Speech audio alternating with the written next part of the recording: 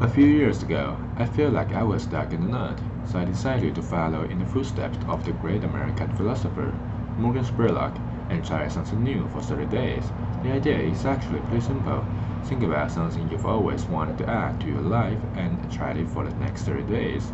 It turns out 30 days is just about the right amount of time to add a new habit or subtract a habit, like watching the news, from your life.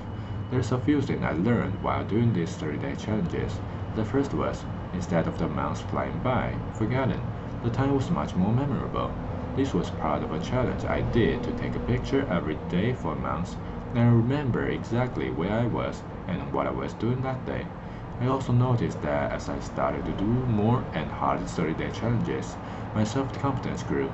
I went from desk to welding computer nerd to the kind of guy who bikes to work for fun. Even last year, I ended up hiking up Mountain Kilimanjaro, the highest mountain in Africa. I would never have been that adventurous before I started my 30-day challenges. I also figured out that if you really want something badly enough, you can do anything for 30 days. Have you ever wanted to write a novel?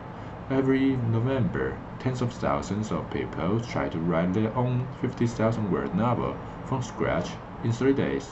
It turns out all you have to do is write 1,667 words a day for a month.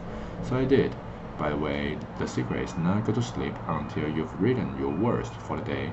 You might be sleep deprived, but you'll finish your novel. No, is my book the next great American novel? No, I wrote it in a month. It's awful. But for the rest of my life, if I meet John Hodgman at a TED party, I don't have to say, I'm a computer scientist. No, if I want to, I can say I'm a novelist. So here's one last thing I'd like to mention. I learned that when I make small sustainable changes, things I could keep doing, they were more likely to stick. There's nothing wrong with big, crazy challenges. In fact, they are a ton of fun, but they are less likely to stick.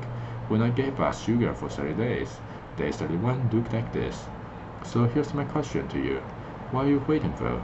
I guarantee you the next 30 days are going to pass whether you like it or not.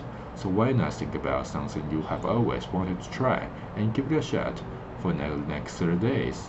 Thanks.